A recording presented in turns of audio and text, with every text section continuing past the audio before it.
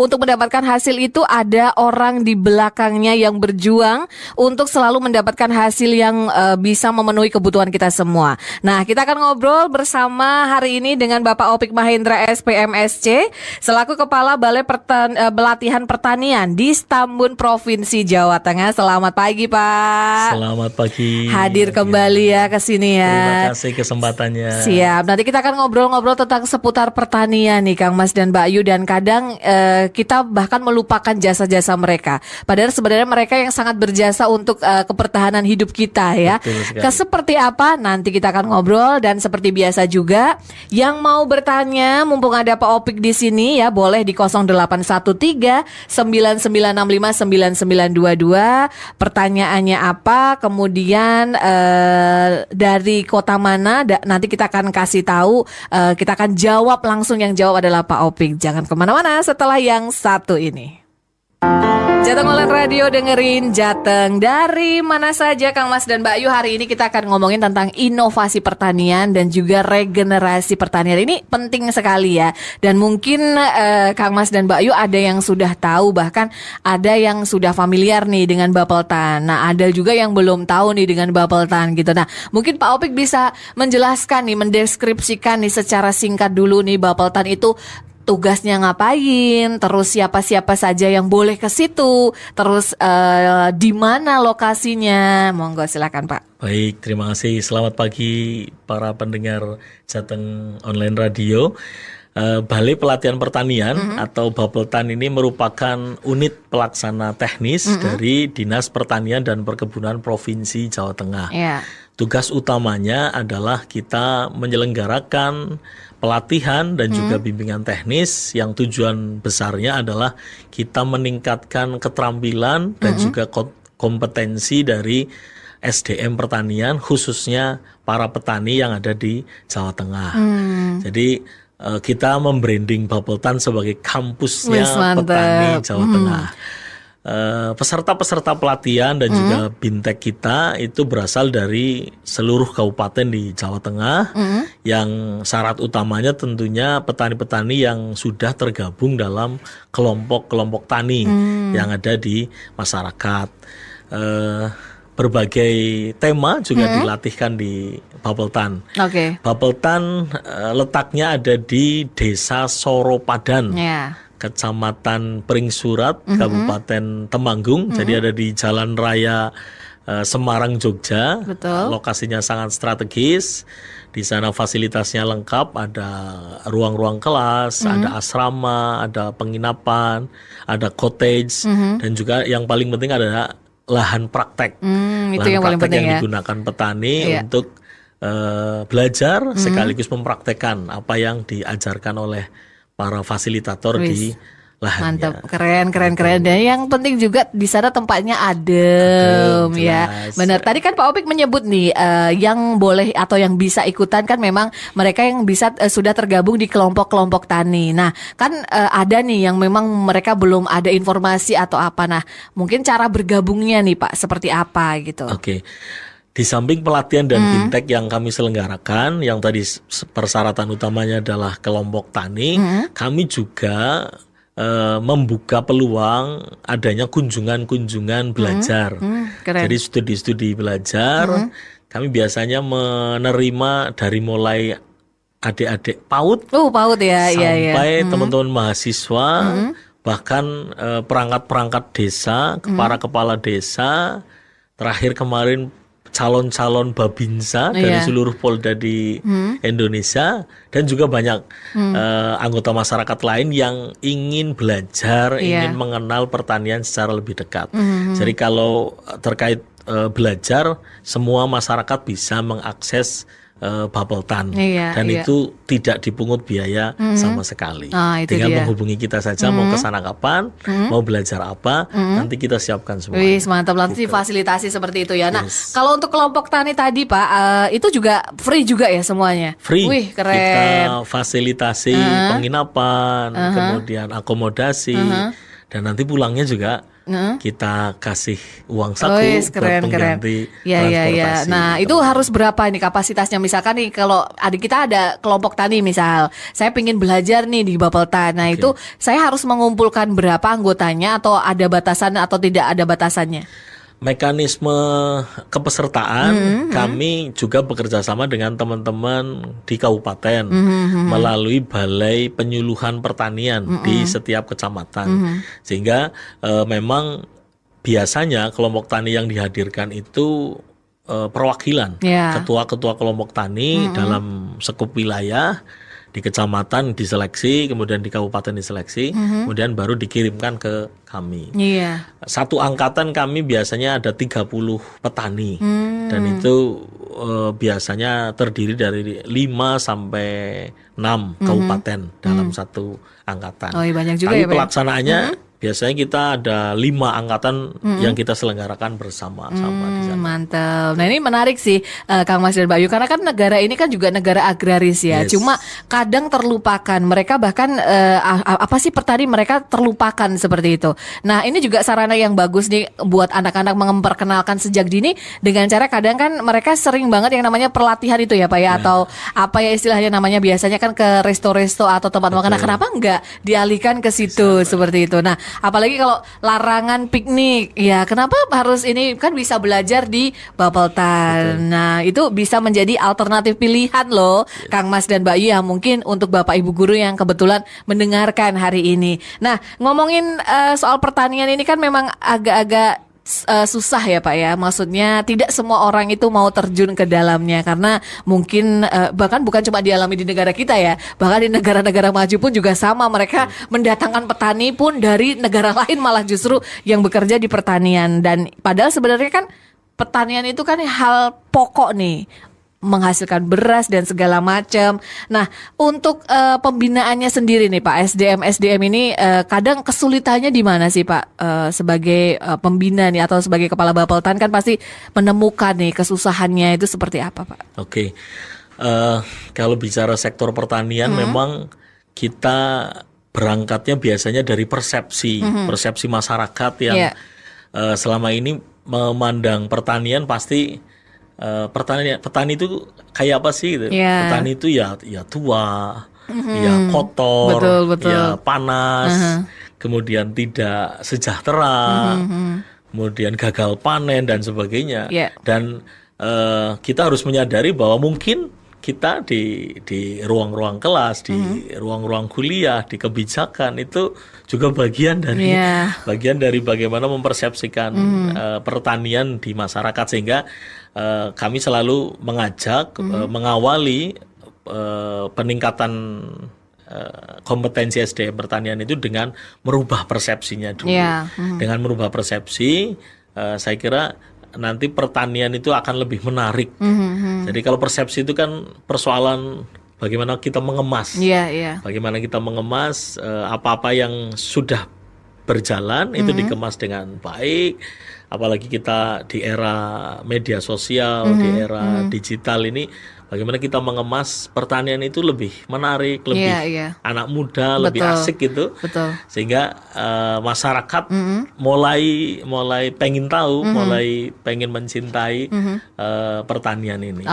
Itu yang paling penting saya kira, bagaimana kita merubah dulu persepsi masyarakat mengenai pertanian agar lebih optimis, lebih memiliki prospek di masa depan. Dan sekarang ini kan juga banyak sekali petani-petani milenial ya, mereka yang memang sengaja resign dari pekerjaannya, mereka fokus ke pertanian, bahkan bisa sampai ekspor segala macam seperti itu. Nah, ini yang mungkin harus ditumbuhkan nih Pak di milenial kita, daripada karena untuk mengurangi tingkat pengangguran juga kan, kita membuka lapangan kerja dengan salah satunya adalah pertanian ini. Nah, sejauh ini inovasi-inovasi apa nih Pak? Karena kan pasti juga harus mengikuti zaman ya, bukan cuma teknologi saja yang mengikuti zaman, tapi kan pertanian pun juga pasti ada inovasinya. Nah, inovasi-inovasi terbaru nih dari Bapeltan yang sudah ada itu seperti apa aja sih Pak? Jadi kalau bicara inovasi itu bicara mengenai teknologi yang efektif dan juga efisien. Ini yang menjadi prinsip utama dari inovasi yang kita kembangkan. Di Bapeltan sendiri kami ada perkumpulan yang merupakan alumni pelatihan yang ada di Bapeltan. Oh, mantap. Kami menyebutnya dengan FK Purnawidya, Forum Komunikasi Purnawidya. Berarti itu adalah petani-petani yang sempat ini ya belajar mendapatkan BIMTEK seperti itu ya Pak ya? Mendapatkan Oke. BIMTEK. Berapa lama sih Pak BIMTEKnya itu?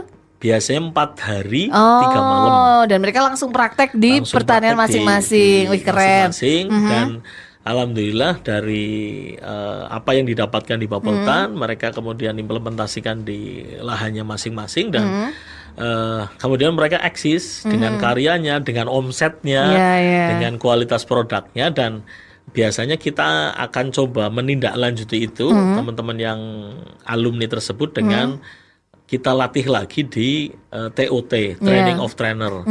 Mungkin mereka jago budidaya, jago di pengolahan, jago di pemasaran, tapi mungkin dalam hal penyampaian materi, dalam penyampaian mengenai dinamika kelompok, itu kita kuatkan lagi dengan TOT. Lah nantinya FK Purnawidya tersebut juga kita libatkan menjadi fasilitator di pelatihan kita, sekaligus menjadi semacam role model petani milenial yang ideal di komoditasnya masing-masing. Itu inovasi dari sisi kelembagaan. Begitu juga teknologi-teknologi yang kita kembangkan, ada pupuk, ada strategi nitrobakter. Di sana bagaimana tanah itu bisa diolah dengan pupuk nitrobakter itu kemudian bisa mudah menyerap unsur hara, menyerap pupuk organik, sehingga nanti hasilnya lebih bagus dan ketergantungan terhadap bahan-bahan kimia bisa teratasi. Itu salah satu inovasi dari sisi kelembagaan dan juga teknologi yang kita kembangkan di Sebenarnya menarik loh Kang Mas dan Mbak Ayu ya. Maksudnya banyak pelajaran atau ilmu gitu yang bisa digali di sana ya Pak ya. Nah ini yang penting juga nih. Kalau sekarang ini kan mungkin milenial kan kadang ingin belajar. Apalagi kan musim COVID kemarin kan banyak yang bercocok tanam nih Pak di rumah. Kalau misalkan ada yang di kota ini kan ingin belajar itu, waduh saya nggak punya sawah nih, saya nggak punya ladang. Kalau di pot gitu ada nggak sih Pak? Maksudnya pelatihan untuk mengajak Gen Z itu untuk belajar dulu nih di rumah itu juga bisa bercocok tanam loh. Pakai media pot atau apa gitu, ada tidak Pak? Ada. Itu pelatihannya biasanya terkait dengan urban farming. Urban farming. Jadi kita memanfaatkan keterbatasan lahan itu dengan berbagai teknik tertentu yang itu bisa dioptimalkan bahkan di lahan-lahan di area-area perkotaan. Jadi banyak sebenarnya pelatihan-pelatihan yang itu juga bisa sesuai request gitu, sesuai request kebutuhan dari masyarakat, kira-kira butuh apa gitu pelatihannya. Pelatihannya apa sehingga nanti kita bisa siapkan. Oke, kalau seperti itu nih misalkan mengajak anak muda berkreasi di rumah. Apalagi kan kalau urban farming itu pun juga ada sensus nih dari BPS kan. Betul. Itu ada enggak gitu. Nah, itu juga akan difasilitasi oleh Bapeltan atau seperti apa nih Pak? Ya, kalau terkait dengan urban farming biasanya kita juga diundang oleh teman-teman dari dinas kota, biasanya dinas pertanian kota itu teman-teman dinas yang menghadirkan masyarakat, kemudian kami yang datang untuk melatih terkait dengan urban farming, atau kita juga diundang oleh teman-teman BKD, teman-teman dinas-dinas terkait itu untuk belajar bagaimana pemanfaatan lahan, pemanfaatan sarana prasarana yang ada di perkotaan untuk bisa tetap optimal di sisi budidaya. Nah, jangan ngomong tidak punya lahan, tidak ini, semuanya bisa nih Kang Mas dan Mbak Ayu. Nah, kembali ke ngomongin tentang inovasi tadi nih Pak. Apabila sudah mendapatkan pelatihan nih para petani-petaninya, baik itu petani baru atau mungkin petani lama, dan mereka juga sudah mendapatkan bekal SDM segala macam inovasi. Nah, sejauh ini apakah juga tetap ada pengawasannya? Maksudnya kan kita tetap mengevaluasi nih. Seperti itu apa sudah habis itu lepas atau bagaimana nih Pak? Ya. Jadi kalau di Bapeltan sendiri seluruh kegiatannya merupakan sebuah rangkaian. Jadi kita tidak kemudian setelah selesai terus lepas begitu Iya, saja. iya. Akan ada semacam monitoring dan evaluasi dalam bentuk bimbingan lanjutan. Ada Bimbingan juga. lanjutan kita biasanya melaksanakan itu di lokasi-lokasi peserta pelatihan yang memiliki kendala-kendala persoalan-persoalan terkait dengan implementasi teknologi yang Iya. kemarin dilatihkan. Bimbingan lanjutan ini juga kita fungsikan sebagai identifikasi permasalahan dan juga identifikasi kebutuhan. Kira-kira habis dilatih itu Dipakai butuh saran nggak? apa? Iya. Dipakai nggak Oke, pertama? Kalau ha. nggak dipakai kesulitannya apa? Betul. Atau kalau dipakai harus disupport apa lagi? Mungkin harus disupport sarana prasarana, harus disupport akses permodalan atau akses pemasaran. Jadi kita tetap lanjutkan proses tahapan pelatihan ini melalui bimbingan lanjutan dan monitoring evaluasi. Nice, keren. Gitu. Dan salah satu tindak lanjutnya juga tadi semua yang sudah pernah dilatih di Bubbleton itu kita istilahnya ada forum WhatsApp grupnya, Oh, iya, kita iya, ada jaringan komunikasinya sehingga secara online pun itu bisa langsung bisa berkomunikasi betul. dengan Bahkan teman-teman bisa fasilitator. melalui daring dan luring ya, Pak ya. Yes, Jadi yes. tetap dimonitor seperti apa perkembangannya bagaimana. Kalau misalkan ada kesulitan atau kesusahan boleh langsung disampaikan seperti itu. Nah, itu menarik sekali nih Kang Mas dan Mbak Ayu, itu baru inovasi. Nah, nanti kita akan ngomongin regenerasi. Regenerasi ini juga penting banget karena kalau tidak ada regenerasi ya bagaimana nanti keberlanjutan pertanian kita. Setelah yang satu ini, sambil menunggu pertanyaan-pertanyaan yang ingin ditanyakan untuk Pak Opik nih Kang Mas dan Mbak Yu ya, boleh di 081399659922 dari kota mana, pertanyaannya apa. Setelah yang satu ini kita akan kembali di Jateng Bicara. Jateng Online Radio, dengerin Jateng dari mana saja, masih di Jateng Bicara nih. Kang Mas dan Mbak Ayu masih bersama Bapak Opik Mahendra selaku Kepala Bapeltan Provinsi Jawa Tengah. Kita masih ngomongin tentang inovasi pertanian dan regenerasi. Inovasi sudah, sekarang regenerasi. Kita tahu nih Pak, regenerasi ini kan susah banget nih. Sejauh ini upaya yang dilakukan nih dari Bapeltan sebagai dinas terkait ya, seperti apa nih agar regenerasi ini tidak berhenti nih di gen tertentu nih. Jadi gen-gen berikutnya bisa melanjutkan keberlangsungan hidupnya. Seperti apa nih Pak? Yes, terima kasih. Jadi memang kalau cerita regenerasi petani, kondisi faktualnya memang hampir 60% petani-petani kita di Jawa Tengah itu umurnya sudah di atas 56 tahun. Oh 50 ya, pensiun ke atas ya Pak ya. Itu. Oke. Jadi kalau ke sawah itu ya ketemunya mesti mbah-mbah. Oh ya. Nggak ada yang ke sawah ketemunya yang Muda-muda. segar-segar, sehingga memang ini menjadi tantangan kita di sektor pertanian untuk bagaimana anak-anak muda itu mau terjun di sektor pertanian. Salah satu upayanya adalah kita dari sisi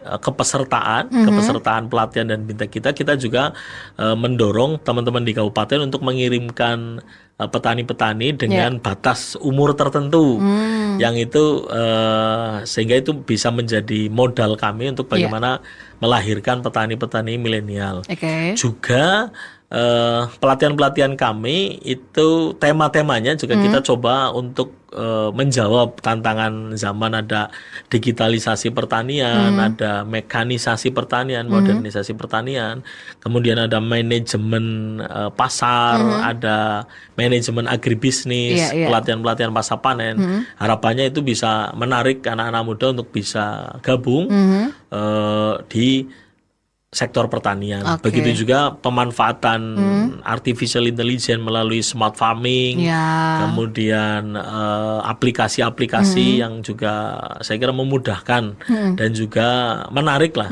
buat teman-teman muda untuk bisa mau mempelajari pertanian. Oke, nah sejauh ini sampai dengan hari ini nih Pak, minat yang untuk anak muda sendiri nih sudah berapa persen ini Pak?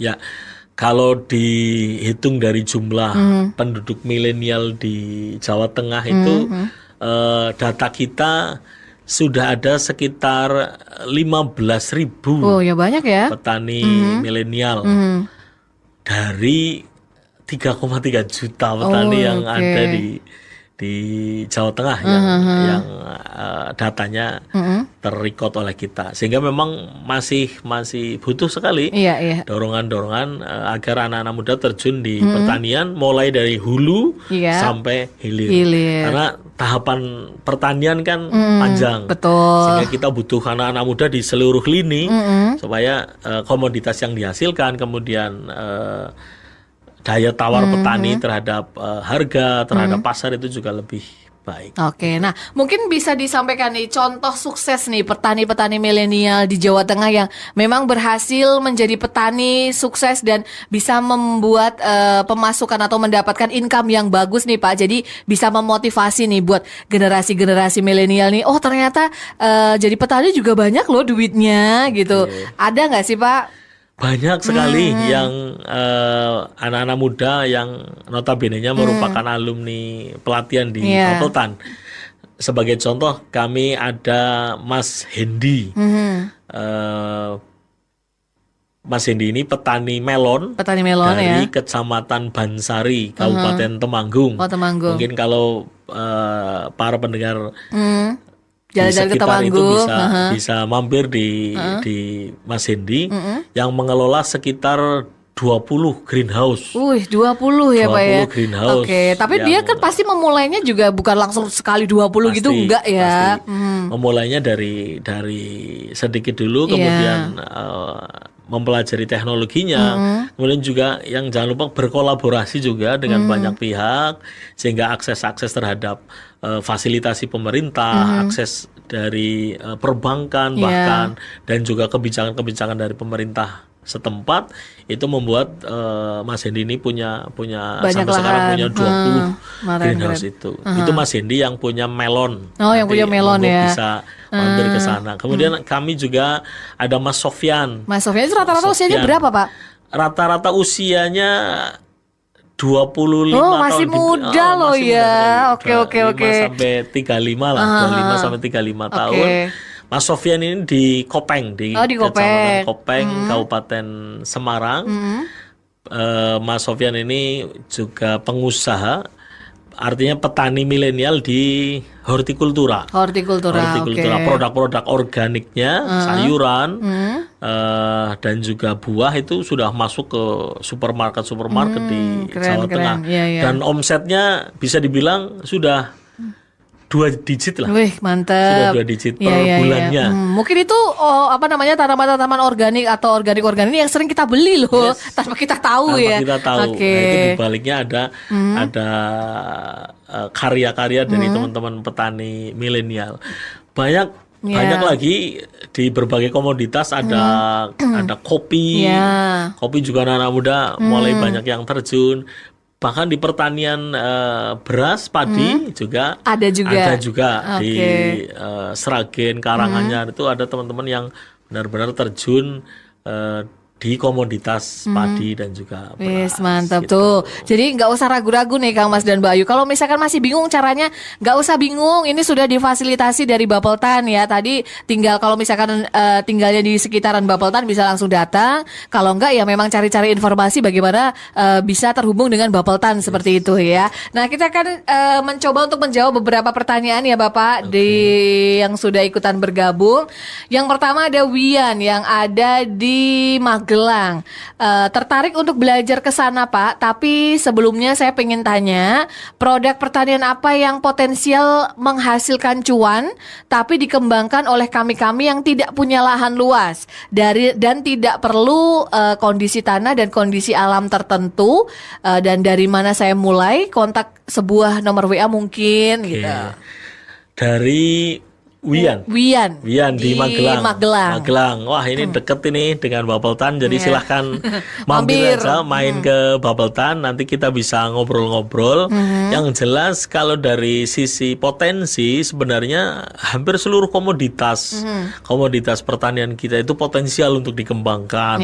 Artinya kalau teman-teman serius mengembangkan dengan teknologi, dengan inovasi yang efektif dan efisien, saya kira seluruh pasar komoditas pertanian kita itu berpeluang untuk menghasilkan cuan yang banyak.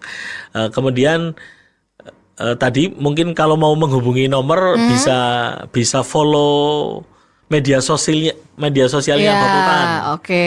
Ada Instagram, ada Facebook, ada YouTube, itu silahkan di follow supaya nanti kita bisa mungkin DM-an gitu untuk komunikasi bagaimana mengakses pelatihan-pelatihan, kemudian teknologi-teknologi yang dihasilkan melalui pelatihan-pelatihan dan bintek kita. Gitu. Nah, kalau tanaman yang sekarang ini Pak, gampang, potensial dan menghasilkan cepat cuan. Nah, itu tadi. Tadi kalau yang sekarang lagi booming kan kalau di buah itu ada hortikultura itu ada melon. Melon, ya benar. Melon, kemudian teman-teman juga sedang mengembangkan alpukat. Oh, alpukat, iya. Terus ada tren anggur juga. Oh, anggur yang tanpa biji atau yang apa ini Pak? Anggur apa yang hijau yang itu di beberapa lokasi itu luar biasa. Kalau enggak gini, dicoba nanam cabai dulu ya Pak ya. Nah, itu nanam cabai di rumah. Itu bisa dicoba untuk belajar dulu lah ya. Berikutnya semoga sudah terjawab ya Mas Wian yang di Magelang ya. Kita menuju ke pertanyaan berikutnya ya Pak ya. Ada si Tambun sih namanya ini di Margoyoso. Sebagai netizen sejauh ini saya masih sanksi dengan komitmen pemerintah nih memajukan sektor pertanian Nusantara atau khususnya Jawa Tengah. Sebagai indikasi saya lihat nih makin berkurangnya lahan-lahan pertanian atau perkebunan di sekitar kita dan belum banyak teman-teman pertanian yang muncul tema-tema pertanian yang muncul di timeline medsos. Kalah rame nih sama yang nawarin digital marketer, dropshipper, afiliasi dan lain-lain. Monggo Pak. Oke. Si Tambun ya, matur nuwun.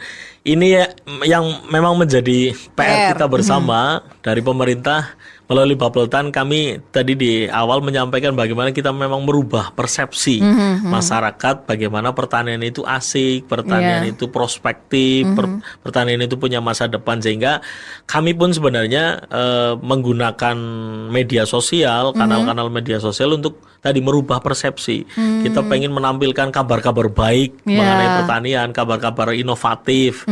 Jadi si Tambun monggo follow juga media sosial kami sehingga nanti kita juga harus bersaing dengan konten-konten di sektor lain supaya tadi pertanian itu bisa dilihat dari berbagai angle, bisa dilihat dari berbagai sudut pandang.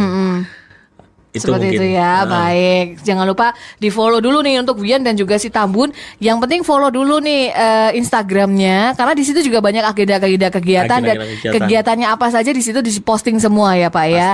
Baik, yang lainnya yang mau tanya masih boleh nih Kang Mas dan Mbak Yu karena masih ada beberapa waktu. Ya kita akan istirahat dulu sebentar. Nanti kita akan kembali lagi, jangan kemana-mana, tetap di Jateng Bicara. Jateng Online Radio, dengerin Jateng dari mana saja. Masih di Jateng Bicara, masih bersama dengan Pak Opik Mahendra juga dari Bapeltan Provinsi Jawa Tengah nih Kang Mas dan Mbak Yu. Nah, kita tadi sudah ngobrol banyak panjang lebar, tapi kita juga pengen tahu nih, penasaran nih Pak Opik ya, jumlah petani nih di Jawa Tengah sampai dengan sekarang ini ada berapa, dan dari jumlah itu rentan usianya berapa sampai berapa nih Pak? Oke, terima kasih. Kalau berbicara data berarti saya basisnya adalah data dari teman-teman BPS. Di sini disebutkan di tahun 2023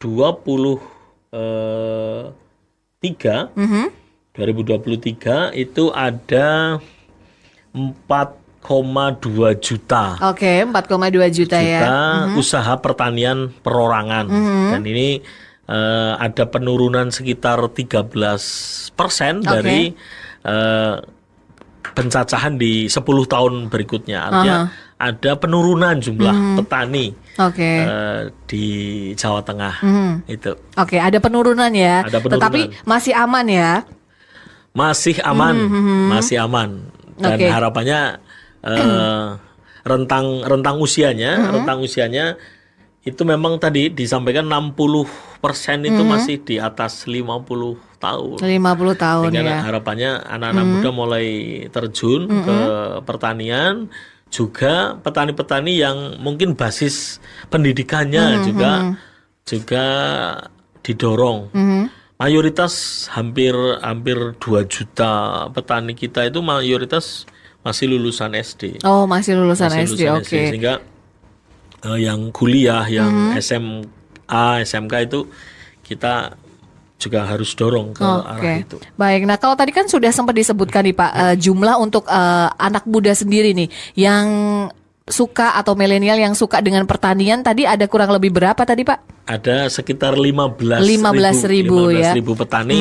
Cuma memang basis itu kita basis peserta pelatihan yang kami latih gitu. Tapi mungkin kalau dari sisi tenaga kerja pertanian yang rentang usianya segitu itu mungkin lebih banyak lagi. Tapi kalau basis pelatihan ada sekitar 15.000 petani, 15.000 petani yang masuk kategori petani milenial. Oke, baik. Nah, kalau anak-anak zaman sekarang ini kan apalagi yang memang masih sekolah atau masih kuliah dan mereka masih mengira-ngira di masa depan ke depannya seperti apa dan mencari pekerjaan juga susah nih Pak. Maksudnya banyak masih angka pengangguran di Jawa Tengah ini kan masih tinggi juga. Nah, menurut Pak Opik nih yang sudah lama nih di bidang pertanian ini, apakah bidang pertanian ini juga nantinya merupakan atau punya masa depan nih atau merupakan pilihan impian, bisa mewujudkan impian untuk anak-anak muda kita ke depannya nih? Yes. Bicara pertanian, bicara prospek masa depan yang sifatnya lokal, regional, nasional maupun global. Karena kita tahu semakin ke sini perubahan iklim juga luar biasa, kemudian kebutuhan pangan dibandingkan dengan kenaikan laju pertumbuhan penduduk juga luar biasa, sehingga memang dipastikan prospek pertanian ke depan itu luar biasa dan jangan dilihat bahwa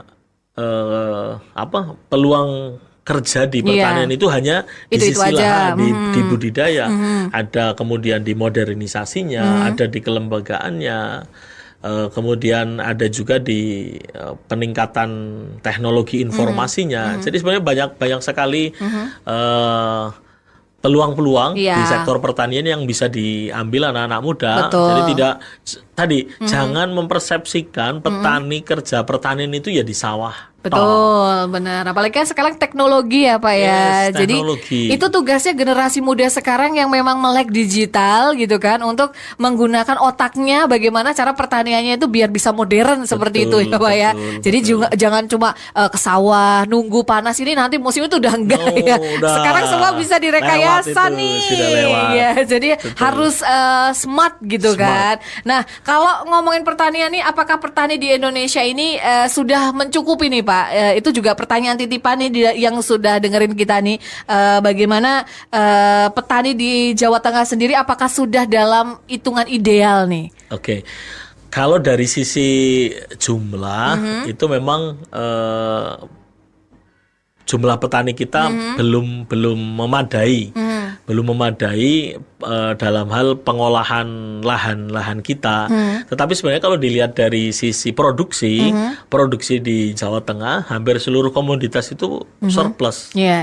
Sehingga kalau didorong peningkatan jumlah petani, saya kira ini juga baik, sekaligus penataan komposisinya di berbagai lini tadi, tidak hanya di sisi budidaya, di sisi pengolahan, di sisi pemasaran, kemudian pasca panen dan sebagainya. Jadi kita masih sangat butuh banyak petani, itu dia. bukan hanya sebagai pekerja atau pekerja di sisi budidaya, tetapi kita masih butuh petani-petani di banyak tahapan-tahapan pertanian dari mulai hulu sampai hilir. Nah, dan itu juga celah rezeki ya yang ada di dalam situ ya. Jadi kalau misalkan ada yang tanya apakah petani bisa hidup layak? Bisa. Tadi contoh-contoh sukses yang sudah disebutkan Pak Opik juga, pengusaha melon, kemudian pengusaha sayur. Nah, kenapa kita tidak mencoba celah-celah yang belum ada dan di situ nanti menjadi ladang cuan seperti yang ditanyakan tadi ya, dan menjadi kita kaya. Nah, berikutnya kita menjawab pertanyaan lagi nih, masih banyak ya Pak. Jadi kadang kita suka bingung pertanyaannya.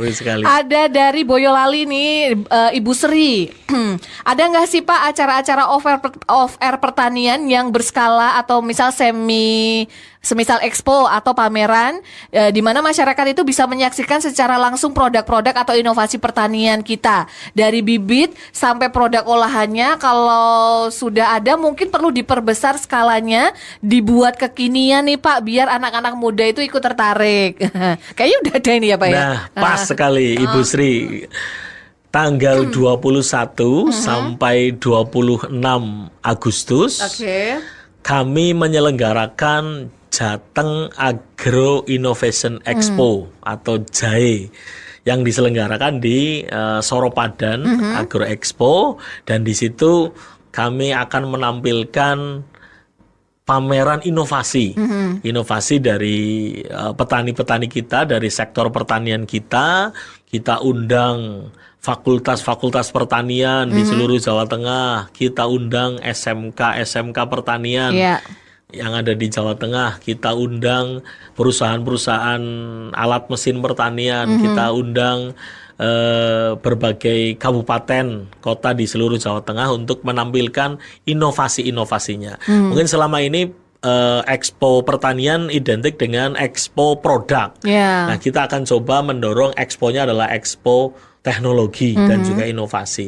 Kemudian di Expo tersebut juga ada display lahan yang di situ juga menampilkan teknologi budidaya, teknologi pemupukan, teknologi pengendalian hama.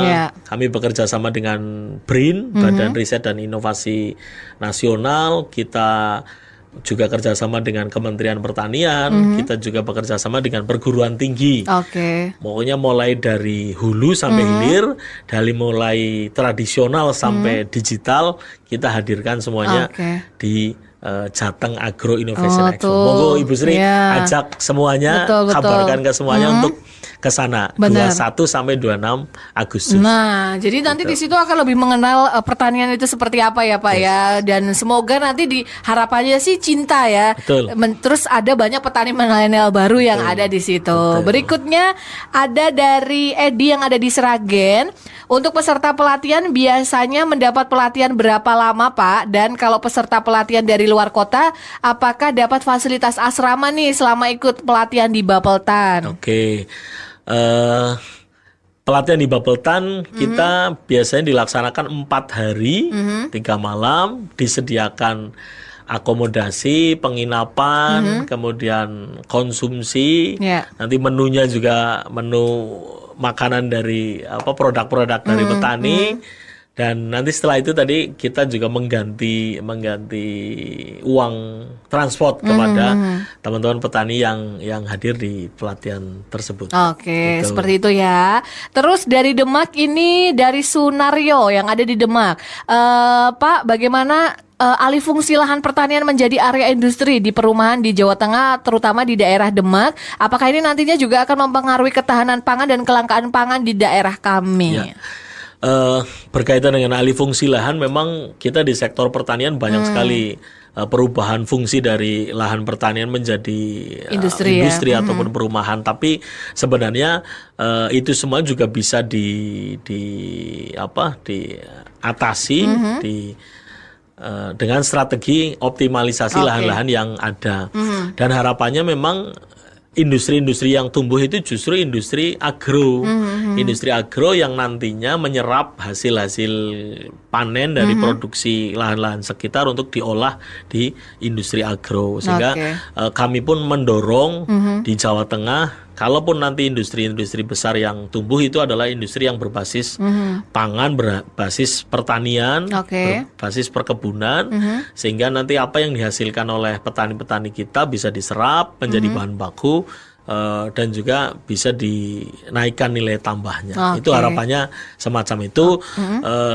Juga nanti mungkin dikaitkan dengan bagaimana peraturan daerah mengenai rancangan tata ruang dan tata wilayah itu juga nanti berkaitan. Harapan kami ada semacam lahan lestari, lahan abadi yang itu dijaga betul-betul untuk produksi pertanian dan perkebunan kita untuk bisa aman. Ya, gitu, jadi tidak akan digusur atau diapakan ya Pak ya. Betul, Benar. Berikutnya ini ada dari Sodik yang ada di Jambu. Kalau mau ikut pelatihan di Bapeltan Jawa Tengah, ada syarat khusus tidak Pak? Terus pelatihan pertanian yang ada di Bapeltan itu apa saja? Oke, syarat khususnya tadi harus merupakan anggota kelompok tani, dan nanti kalau detail bisa main ke Balai Penyuluhan Pertanian di Kecamatan Jambu. Silakan ngobrol dengan para penyuluh pertanian kita untuk tadi bagaimana mengakses pelatihan-pelatihan yang ada di Bapeltan. Pelatihan dan bintek, bimbingan teknis yang ada di Bapeltan, materinya temanya banyak. Yang pertama ada manajemen agribisnis, ada pengolahan tanah, pengolahan lahan, ada pembuatan pupuk organik, kemudian ada pemasaran, komplit ya? Komplit, ada pengolahan hasil. Ini yang sedang kita dorong juga ada pelatihan mekanisasi pertanian supaya teman-teman yang dapat bantuan alat dan sebagainya itu bisa maintenance sendiri, mekanisasi. Terus kita juga lagi dorong pelatihan digitalisasi pertanian. Jadi bagaimana memanfaatkan media sosial, teknologi informasi untuk pemasaran, untuk aplikasi-aplikasi yang tersebar itu sebenarnya banyak sekali. Betul. Kita bisa pakai HP untuk mendeteksi ini hama apa dan mengatasinya apa itu. Itu yang harusnya petani-petani muda ini yang harus ada duduk di situ ya. Dan itu juga tadi seperti yang bilang, apakah ini cuan-cuan pasti. Jangan khawatir ya. Baik, ini waktunya sudah habis ini Bapak. Sebelum closing statement dari Pak Opik nih, bagaimana nih mengajak generasi muda untuk menjadi atau petani-petani muda ini tertarik nih Pak untuk masuk ke industri pertanian. Oke. Untuk teman-temanku para generasi muda di Jawa Tengah, ayo kita nyengkuyung, kita keroyok sektor pertanian di Jawa Tengah yang kita yakini punya prospek, punya masa depan yang sangat cerah, sangat luar biasa. Kita diberikan lahan yang begitu subur, kita diberikan air yang berlimpah, kemudian juga peluang-peluang pemanfaatan teknologi informasi dan juga dukungan dan fasilitasi pemerintah yang akan membuat proses regenerasi petani dan juga inovasi ini bisa berjalan. Inovasi tanpa regenerasi juga akan berjalan lambat, tapi regenerasi juga tidak berjalan kalau tidak ada inovasi dari sektor pertanian. Jadi ini sesuatu yang saling terkait dan harapannya anak-anak muda kalau cuan dipastikan berlimpah itu di sektor pertanian kita. Baik. Terus ada lagi nih yang ingin disampaikan nih Pak Opik nih buat Kang Mas dan Bayu untuk closing statement kita pada siang hari ini. Monggo silakan. Terima kasih atas kesempatan yang diberikan. Sektor pertanian terbuka luas kesempatan untuk berkarya di sana, teman-teman. Dengan berbagai keterampilan, dengan berbagai ketertarikan dari hulu sampai hilir, dari budidaya sampai pemasaran, sampai ekspor, sampai pengolahan hasil, sampai agrowisata, sampai peningkatan nilai tambah yang lain, itu memberikan semangat untuk kita bagaimana sektor pertanian ini benar-benar dicintai, kemudian diimplementasikan dan juga digarap oleh teman-teman generasi muda di Jawa Tengah. Ke depan pertanian dipastikan menjadi sektor yang paling bertahan, bahkan kita sudah belajar dari COVID kemarin, tidak ada petani yang kena COVID. Betul. Petani tetap kuat dibandingkan sektor-sektor yang lain yang gulung tikar. Dan itu semua menjadi semangat kita untuk bagaimana mengembangkan inovasi sekaligus membangun regenerasi petani yang ada di Jawa Tengah. Mantap, luar biasa. Semoga sharing-sharing kita ini bermanfaat untuk Kang Mas dan Mbak Yu semuanya, dan semoga banyak sekali generasi muda yang nantinya akan meregenerasi menjadi petani muda di Jawa Tengah ya Pak Opik ya. Kalau misalkan terlambat mendengarkan siaran radio, jangan khawatir nih Kang Mas dan Mbak Yu, nanti kita akan langsung tempel permanen di YouTube. Jadi bisa dilihat-lihat atau dibaca-baca di situ atau dilihat untuk mendapatkan ilmunya. Kalau begitu, saya Dian Risti pamit beserta Pak Opik Mahendra dari Jateng Bicara. Mohon maaf kalau ada salah-salah kata. Selamat siang dan wassalamualaikum warahmatullahi wabarakatuh. Waalaikumsalam.